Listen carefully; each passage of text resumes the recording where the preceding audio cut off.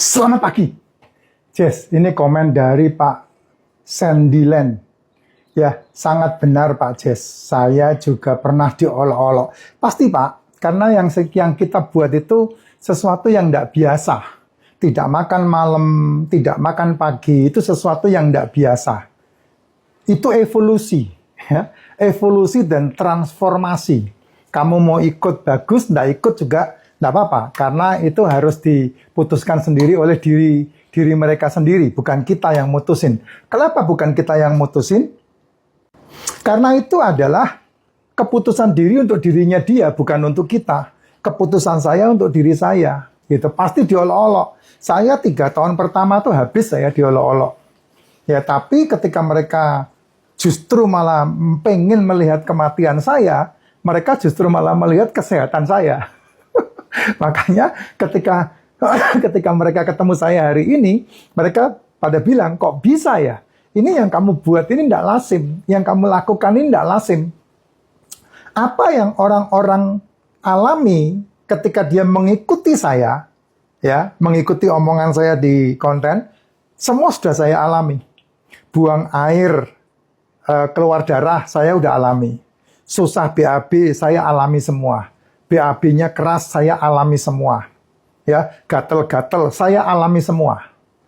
Semua saya alami. Mata menjadi perih, mata menjadi suka berair, saya alami semua. Rambutnya rontok, saya alami semua.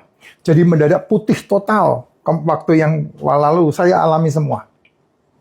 Dan saya menganggap itu perubahan dalam hidup. Kalau kamu ikutin konten saya dari tahun 2019, 2000, tepatnya konten saya mulai muncul itu 2021 lah, mulai muncul konten saya. Karena sebelumnya saya tidak bisa membuat konten untuk masalah ini. Konten saya yang sebelum-sebelumnya pasti outbound. Dan akun itu sudah hilang semua, 8 akun saya udah hilang, kena ban. 8 akun, ribuan video yang saya buat. Bahkan saya punya catatan, pertama kali saya membuat konten, catatannya masih sampai detik ini. Kalau sekarang saya tidak pernah pakai catatan. Karena apa ya? Karena udah di luar kepala, 8 tahun bos. 8 tahun saya mempelajarinya. Jadi udah di luar kepala, khatam saya kalau soal masalah kolesterol, darah tinggi, hipertensi. Saya udah khatam dengan cara tidak makan, tidak minum. Dengan cara tidak makan malam, tidak makan pagi. Saya udah khatam. Dan kalau yang ngikutin konten-konten saya pernah batuk sampai tidak selesai-selesai. Apakah saya berhenti, lalu saya minum obat? Boleh tanya sama istri saya. Tidak pernah satu obat pun saya minum semenjak tahun 2022 saya berhentikan obat itu. Pilek sampai keluar terus ingusnya. Ya dibuang aja, cuy, gitu aja. Selesai, batuk, nikmatin aja. Yang luar biasa, setiap saya tidur, saya pulas tidurnya. Tidak ada batuk, tanya sama istri saya. Karena yang di samping saya kan dia. Tidak ada, sampai malam, sampai tidak bisa tidur. Batuk, tetap batuk. Nah, itu yang saya alami ya. Kalau kamu baru mulai, terus kemudian mendapatkan akibat ini itu, yang saya pikir wajar ya saya tidak replay. Tidak ada gunanya juga di replay, karena kamu nanti fokusnya akan berubah. Makanya saya selalu mengajari fokusnya adalah ke kesehatan. Sehat itu hanya butuh 5, mikronutrisi sama makronutrisi. Mikronutrisi itu adalah mineral sama vitamin. Kamu bisa minum racikan macin, atau kamu supply dengan suplemen. Ada liposomal glutathione, probiotik, D3K2, MCT, royal jelly, propolis, magnesium, zinc. Itu suplemen dasar yang kamu bisa asupkan. Kenapa kok tidak pakai omega 3 Pak Jas? Karena saya sarankan kamu makan yang makronutrisi, salah satunya ikan. Ikan itu omega 3-nya lebih bagus. Ya, DHA, EPA itu ada pada ikan laut. Makanya telur, ikan, daging, seafood yang selalu saya sarankan untuk kamu. Karena ini akan menambahkan nutrisi yang di sini yang dibutuhkan. Nah, karbo. Asam amino, asam lemak, karbohidrat. Ini makronutrisi 3 ini. Jadi 5 ini kamu butuhkan dalam hidup. Cuman selama ini yang kamu fokuskan cuman yang ini. Karbohidrat. Pagi makan, pasti kamu akan bilang ganjil perut. Pagi makan, pasti yang dimakan karbo. Pagi makan, yang dimakan pasti gula. Nah, lebih dari itu. Coba aja cek. Ayo. Nasi udukmu lauknya apa? Nasi kuningmu lauknya apa? Mie ayammu lauknya apa? Apakah lauknya lebih banyak daripada gula yang kamu asupkan? Tidak mungkin. Itu sebabnya daripada kamu merusak lambungmu di kemudian hari, mendingan kamu tidak sarapan. Cukup minum racikan. Itu akan menyembuhkan masalah lambungmu. Kamu yang udah bermasalah dengan lambung, yang sekarang ini dikit-dikit makan dikit-dikit, dikit-dikit makan dikit-dikit, saya sarankan stop makan kalau kamu pengen lambungmu sehat. Karena dengan cara dikit-dikit makan dikit-dikit, kamu semakin merusak lambungmu, karena lambungmu itu sel. Yang dibutuhkan sel tubuhmu itu adalah asam amino, asam lemak. Makanya lebih baik kamu tidak mengasupkan itu. Apalagi kamu sudah terbiasa makan, pagi makan, siang makan, malam makan. Kamu sedang merusak pankreasmu. Karena pankreasmu dengan cara kamu melakukan itu tidak akan membuat sehat. Karena pankreas akan capek memproduksi insulin terus-terusan. Begitu makan, insulin muncul. Begitu makan, insulin muncul. Apalagi kalau konsepmu makan 3 kali sehari yang disebut sebagai full board.